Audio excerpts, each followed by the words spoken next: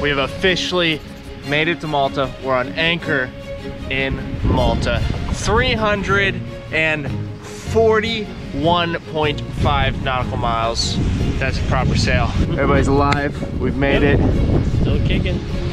No damage to the boat that I've found yet. Minimal damage to ourselves. Minimum damage to egos. But we're here. A couple oranges. Oh, that's great. Good stuff. Even though we arrived in the afternoon, we ended up staying on anchor for a night before going into town just to rest up. So the next day, we put the dinghy in the water and we headed into town, into the old town of Valletta.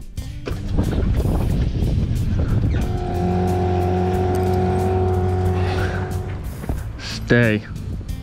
This is the first time on land in over 72 hours, and we are in Malta. Woo-hoo! Before we really get into this video, be sure to hit that subscribe button so that you can see more videos like this one. Malta is an epic island to sail into because you sail into Valletta, which is the old town, and Valletta it's a cool looking place, man. You see the domes of the cathedrals and you see the wall, and it's all built out of, like, I think it's limestone, so it's this beautiful golden color. It's epic. It feels old. How was that going? Solid. Pretty sure on the boat that was what you wanted. Yeah, I did say it was on the boat. Yeah. We didn't really spend a whole lot of time in Valletta. We did spend like an afternoon just walking around. And Willem only had about 3 days once we got there before he needed to leave. And so we quickly rented a car and kind of hit some main spots so that Willem could see some of the island before he needed to fly back to Spain. And so we went to the Rotunda. It's a famous church. One, because it's beautiful. And two, because during World War II, they actually built tunnels and whatnot under it to protect people. So people lived underneath the Rotunda for, I believe, months at a time. And during the war, a missile came and crashed through the dome and landed and stuck in the floor right in the middle of the sanctuary and did not explode. And they took that as a good sign that God was protecting the church.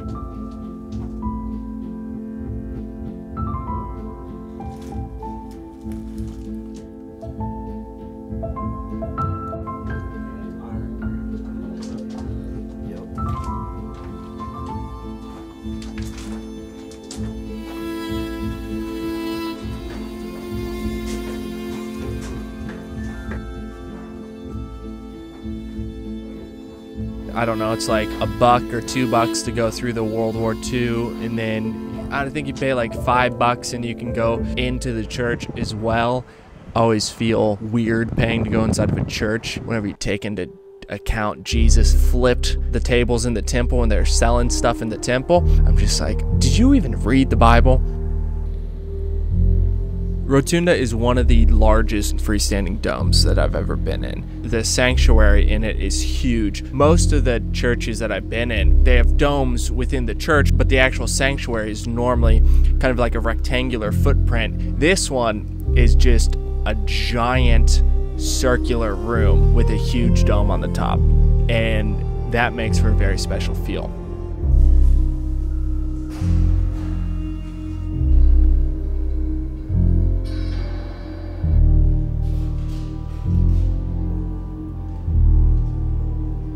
We went in, walked around, looked at it, sat there for a while. I find Jacob, and he's like a little bit dusty, and he's like, hey man, did you see that scaffolding and stuff behind that big curtain up at the front? I was like, yeah. He was like, yeah, I totally climbed up all of that. You wanna go back up? And I was like, yeah, definitely, let's do it. There were no signs that said we couldn't do it. And this is real typical stuff that Jacob and I would do back in the day.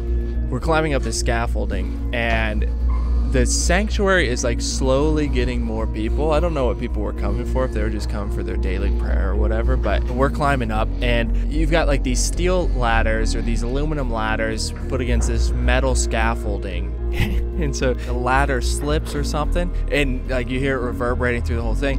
And that happened, I don't know, 5-6 different times as we're climbing up, and now we're like 5 stories up. We're basically at the top of the dome, and then there's a light that's shooting up onto the dome. And so once we got to the top, there was this other platform that Jake was like, here, come up here and like look over. And I was like, dude, your shadow is projecting up into the dome above the curtain. And so he like grabs the camera and sticks it over, and then I'm like, we should probably get down before somebody catches us. As I've aged, I've definitely become more cautious and tried to take less boneheaded risks. And that's one of the reasons you're one of my favorite people alive. Just a little bit of cocaine.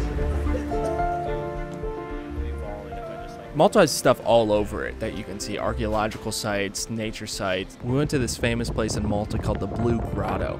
And the Blue Grotto is basically just a big natural arch that has like a little bay underneath it. So it's getting hammered with these waves that have been developing basically since Libya. And so Jacob decides in this inlet where this surge and swell is even more intense because it's getting funneled, he decides it's a good idea to go down and climb these wet rocks. Oh my God. Oh my God. That would f you up.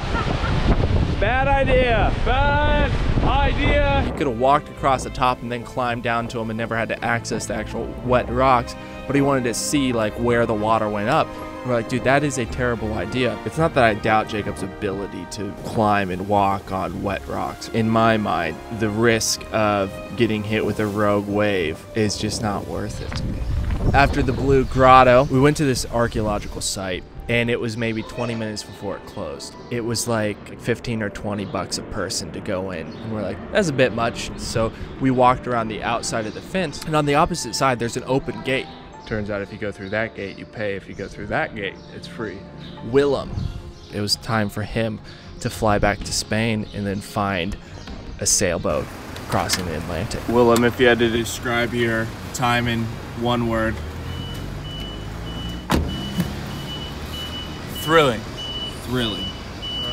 And 2 words would be memorable. Thank you, Ariana. Thank you, Dylan. Thank you, Jacob. It's been a pleasure. Yep. And so parted with Willem. It was great to have him on board. He was a big help to get to Malta. He brought some good perspectives to the boat. Solid dude. He's got my stamp of approval. Thank you for watching. If you enjoyed this video, give it a thumbs up and subscribe. If you did not enjoy this video, that is your problem, not mine. I don't want to hear about it in the comments. Goodbye.